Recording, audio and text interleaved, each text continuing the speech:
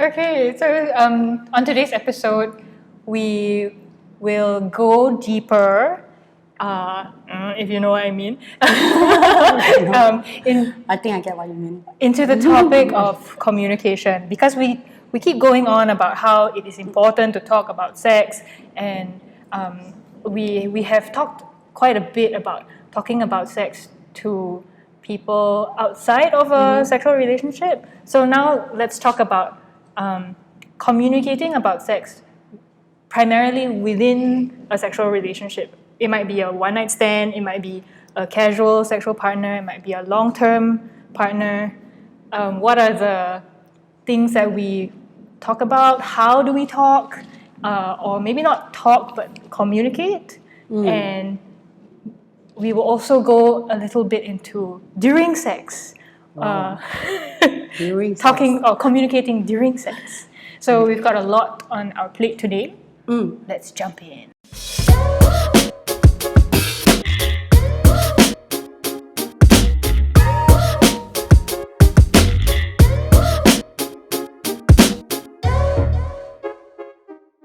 Maybe I should start sharing a little bit about why I still emphasize that sex communication between partners is important. Okay, so actually there is a story behind that. Also, one of my girlfriend, she does have some, sex issue with her partner.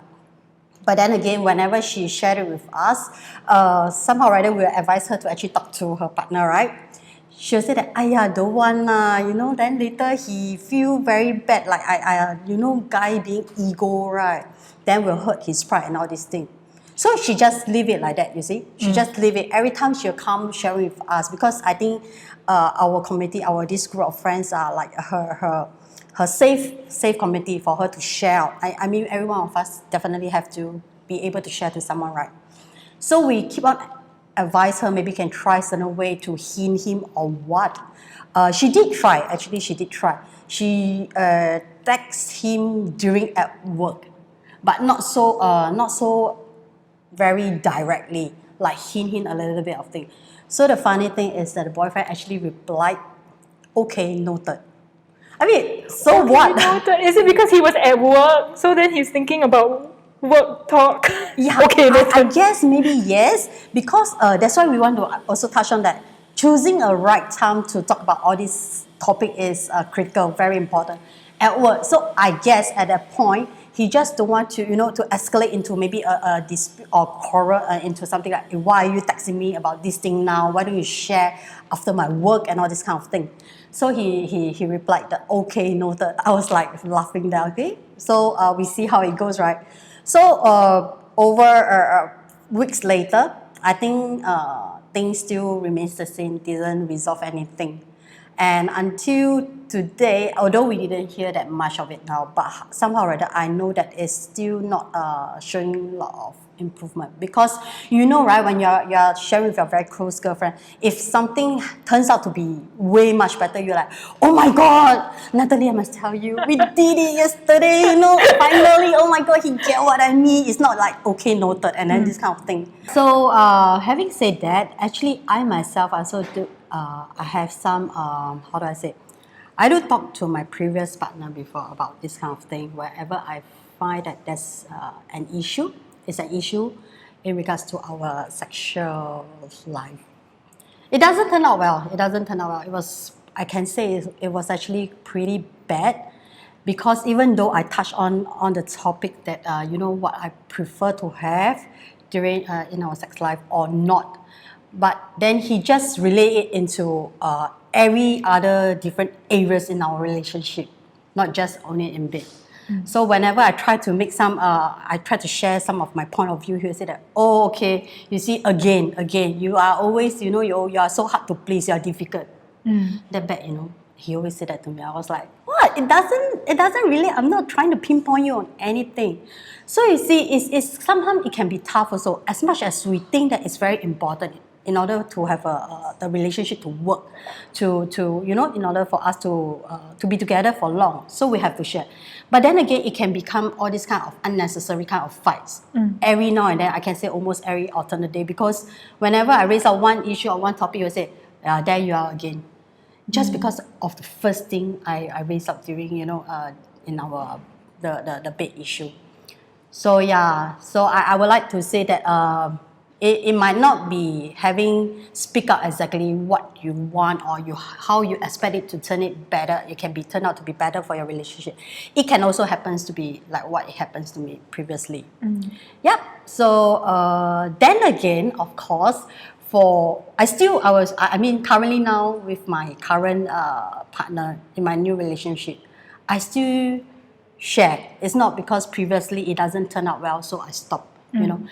For me personally, I still insist that if I want our relationship to work, both parties will have to definitely come to an agreement and respect each other, the mutual respect. If I cannot speak out my mind exactly how I feel, it will turn out to be very, I'll feel very 委屈, very, very, it's like a torture to me, not being able to speak exactly what you want to your partner. Right? Do you have you have the same issue like that? I'm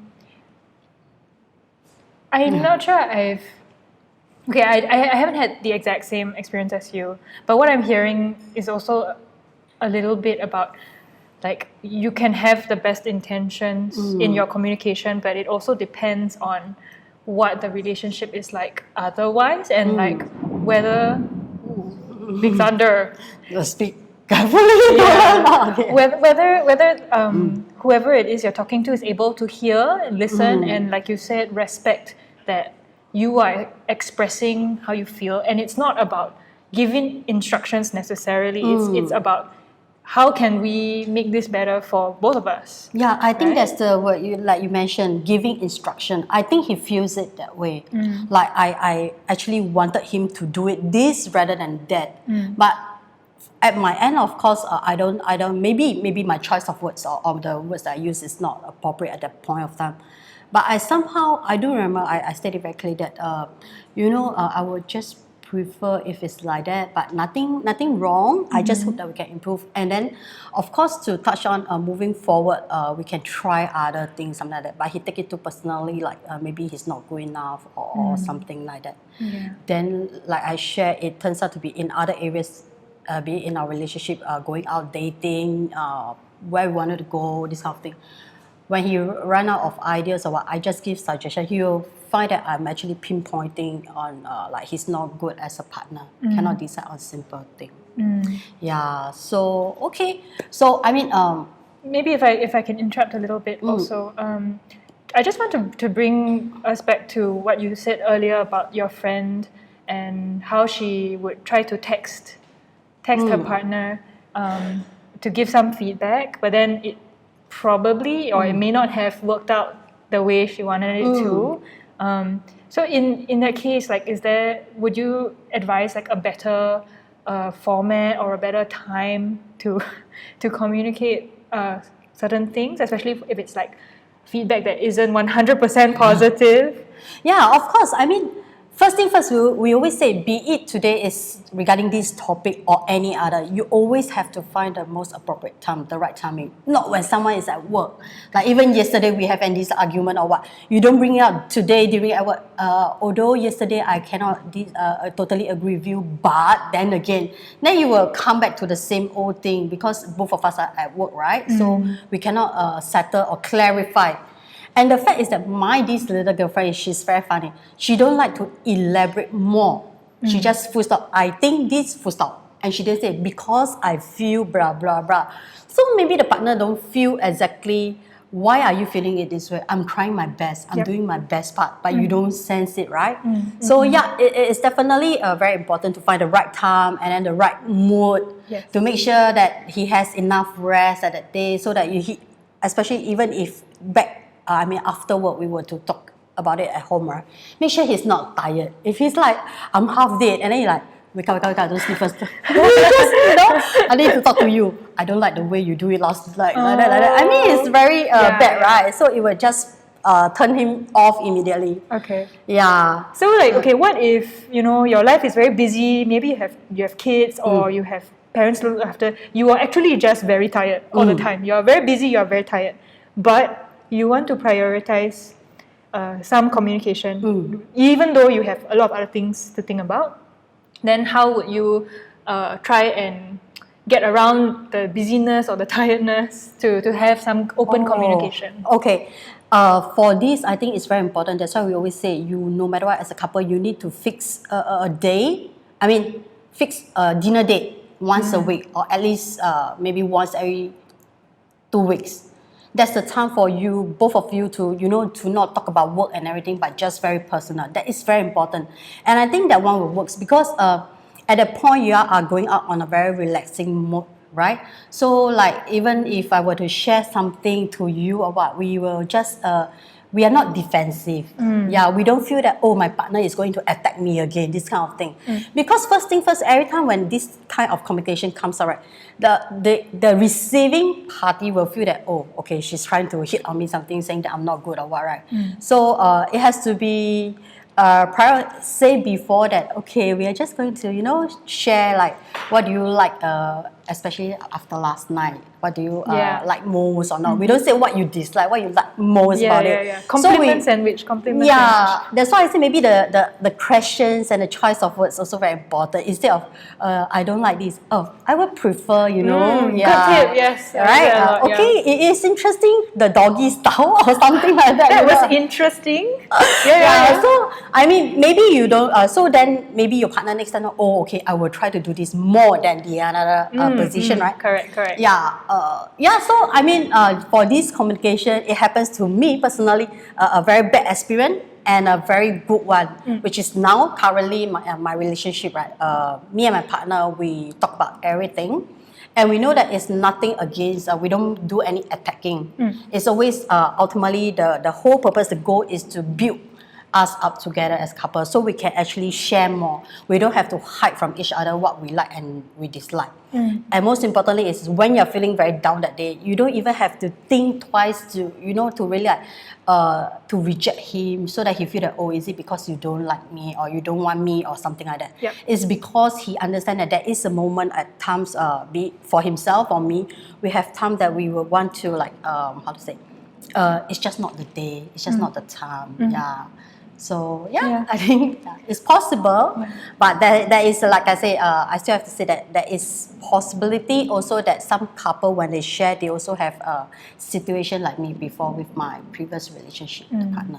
It's really interesting to hear you describe two different experiences, and I think maybe something that I've picked up from what you've described and also from my own experiences with talking about sex. And I think talking about relationships in general, not only sex, right, is that people do get better communicating with some practice. Because each person communicates differently and they hear things differently. And I mean, like you said, whatever might be going on in their own lives or in their own like minds can be different at different times. But after a while, if you have some practice communicating, like, okay, even if I have a small thing, small piece of feedback to give, I know that the next time we have a nice relaxing dinner date, I can bring it up and it will be no big deal. We can, they will receive it well, they will hear what I'm saying, and I don't have to worry, oh no, when should I say it? Should I have said it when it happened? Should I say it later? When is a good time? So like, if you have some practice and you have a track record of like, oh yeah, actually we are good at talking to each other, or even when it's a difficult conversation, when all the feedback is bad, but at the end of the day, you have the experience of wrapping it up and going, okay, thanks for talking to me, and then you can still move on with your life together. Having shared this vulnerable thing. So practice helps. Definitely. I totally agree with it because, like, of course, initially last time, I don't know how to start to actually share my feelings over this thing. Previously last time when I don't really like certain thing I dislike, I don't share. I mean, I just keep it bottom up until the day then we broke off or what. It's like unfair to the person, right? Yeah. I heard someone say that you never kind of like break up over a small issue. Like it's always a small issue that has persisted over time. So like when it's still a small issue, when it's like, oh yeah, it's no big deal, just letting you know. So if you're able to say it when it's still small, that's ideal. Yeah. Because when you accumulated a lot already, it's like, I have to get this out. Then maybe the way you phrase it won't be so relaxing already. It's like, I have to get this solved. I have it's to. Like, it's now or never. Yeah. It's like, it's the last result already. I must say it now. If not, then full stop. Yeah. Okay. We are good. Okay. Then finish all the story. Something like that. So I think it's okay, but it depends. It's not, like I said, it's not easy for not anyone can actually just want to start saying that it's easy. Like my girlfriend, she knows that she has an issue with this thing, but she chooses to use text. I mean, there's no wrong, but however, you don't elaborate more enough. It's also hard for your partner to understand where you're coming from. You just tell me you don't like, and then how? Give me a solution, right? Yeah. Something like that. So the communication of style and that kind of thing, it has to be very it's quite tricky too. And it's not only you, right? It's also the other person, how they best receive it. Sometimes I prefer in-person conversation as well, because there's a lot of direct feedback. If I say something, I can see, what is her expression? Is it okay for me to continue? Do I have to tone it down, or do I have to rephrase it? Does she understand? But sometimes if it's something that I am having difficulty raising, then I will try to find a moment when I can like text someone, or I can. Previously, I've also emailed because email. Yes. Email. Oh my god, that's not so. Okay. But to contextualize, it was because I was in a long distance relationship. So there was a lot of emailing, right? Because you can't always video call. Then there's a lot of emailing. There's a lot of text message, a lot of texting, lah. So I was used to this kind of communication where it's email, but you know that person is probably going to see it almost immediately when they wake up or on the next day. So it's still quite immediate. Okay. Yeah, but of course, how you communicate over email is different from in conversation, right? Yeah. I don't really email much anymore, but I know for some people, it really helps them to like have some space to organize. Okay, I'm going to say this, and then especially if they feel very strongly about it, then it gives them some time to, okay, how can I explain it in a way that they can understand or they can listen without feeling defensive? Because I think when we have a lot of feelings, it's sometimes difficult to move it into words, right? Yeah. So that process also, like if I have trouble with it, I will choose a more delayed mode of communicating. So like text message, because text message, like sometimes you don't have to reply immediately. Right? Yeah, you can think to process first, right? First. But then again, it's hard. I really cannot imagine using the texting. Like maybe he's okay, but he reply you okay. Then you're like, okay means you're not happy lah. You get what I mean? Like it can be very because you based on your own feeling, like you judge his reply or your partner's reply can be it's like, true, it can be very tricky also. It is tricky. But I mean, it's also like being self-aware, right? Like if you are feeling very insecure about this reply okay, then is it me? Is it because I'm so insecure? And then can I ask for, is everything okay? Or ask any follow-up questions, or just trust. If it's really not okay, eventually they will tell me, right? Yeah. Maybe they're just busy. Maybe they really need to pee. They don't have time to reply so many sentences. Sometimes that happens, right? Yes. And I think also text message, there's also the excuse of you don't have to reply immediately, because you can read it, you can think about it for 1 hour, go and live your life, do whatever you need to do, and then, maybe actually your initial response has changed. That one different. Okay, true. That one can slow down to, in terms of getting to be so, how do I say? Like we always say, when someone get angry, it's always good to put a hold first. Then after that, you can manage it better, right? Yeah. You think it over. Or you can just wait 10 seconds. But if it's in conversation, it's very awkward to wait 10 seconds. Give me a minute, just like that. Very awkward. I think then the defensive part, right, will come immediately into the picture. No, why do you say this? What did I? Or, yeah, then it can be very bad also. Okay, I think I still think this up to individual preference of, like you said, for you it's like give you some time to slow down, to also to respond and to react, right? Yeah, and I think sometimes I can revisit, right? Maybe they are actually telling me one thing, but because I'm worried about something else, then I think, oh, they're telling me about that thing that I'm worried about. But actually, if I have a few more minutes, I can read again and be like, actually, that's not what they said. Yeah, actually true. Yeah. I always jump very quick when I over text message. I can fight very badly over messages. Okay, I will not text. I am that kind of person. What do you mean? Blah, blah, blah. Then after that, I read back. Actually, I think I misunderstand the whole message thing. But you see, you have the benefit of, actually, I misunderstood. But sometimes too late already. I already threw everything, all the defensive mode all out already. So what have you learned from this, Hillary? Don't message me anything, talk to me. But then again, I got problem, I don't like to answer phone call. But talk to me personally is better. Okay. Yeah. So basically only message you to book a time to talk. Hillary, we need to talk. Today 9 p.m. Then I was siam myself already. Stop, very serious. Yeah, okay. Something else I use text message for is if I don't really see like that person very often. So like I have some play partners where we actually don't really meet up super often, and then usually when we meet up it's like one night or like a few hours on one night, and then the next day we're not going to see each other until like at least 1 week to like 1 month later. Wow. Sometimes a few months also. Depends on how busy we are, right? Okay.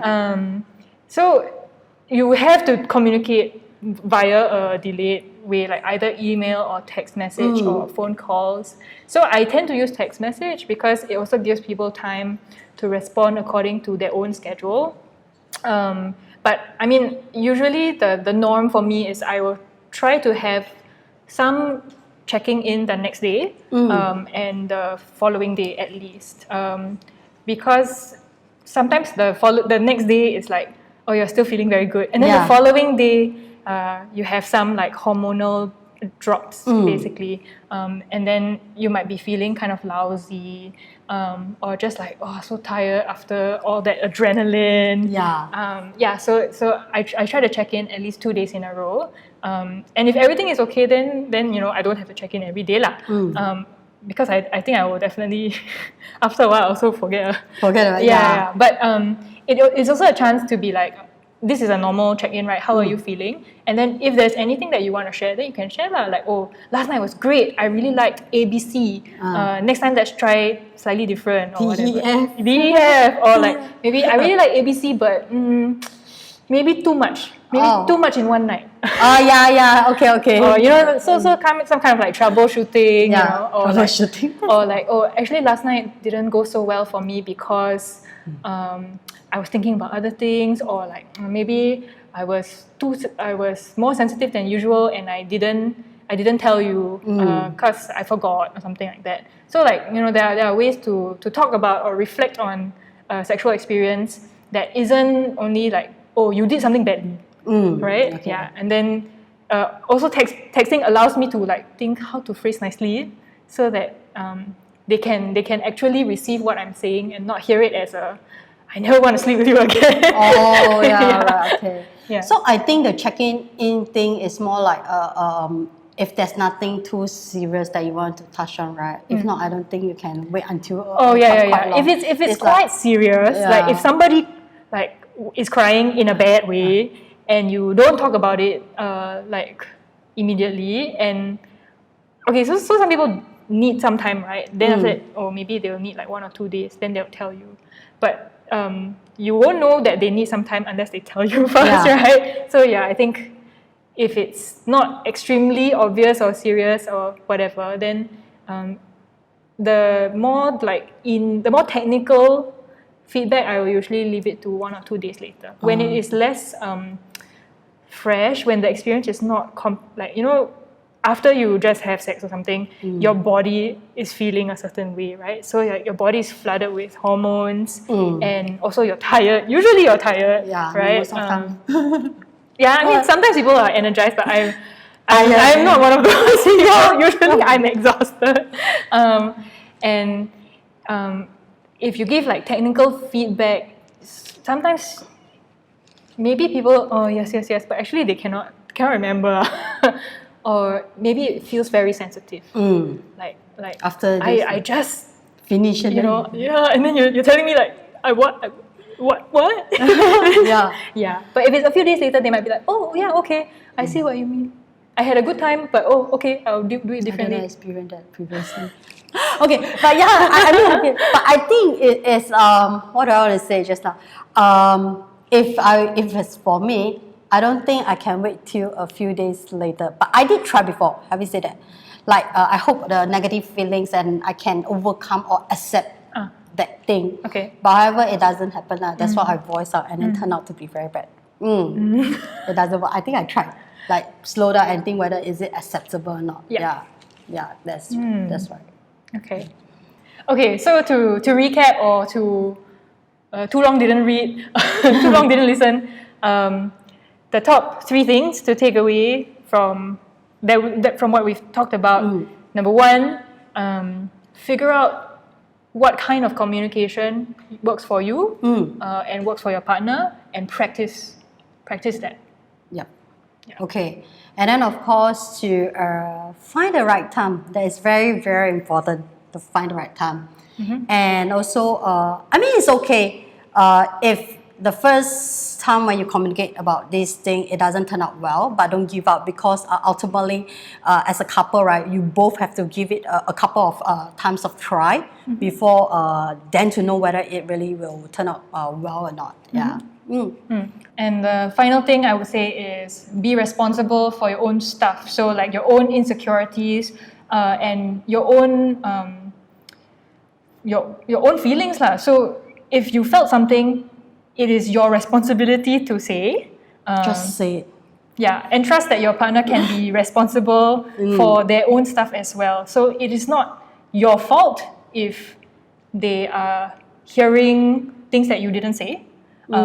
And you have to trust that they can be an adult and hear what you are actually saying lah. And that they can tell you also what they feel, and without hearing what they are not saying. Ultimately, is to hoping that this sharing, is to help the relationship to work, right? Yeah. So I think both of them, we and our partner should be more open to accept, to be able to listen to our partner sharing. Yeah. Thanks, Hillary, for joining me to talk with a little more depth about talking. And you can catch our future episodes anywhere you get your podcasts, especially Spotify, Apple Podcasts, etc. And you can also find our videos on YouTube.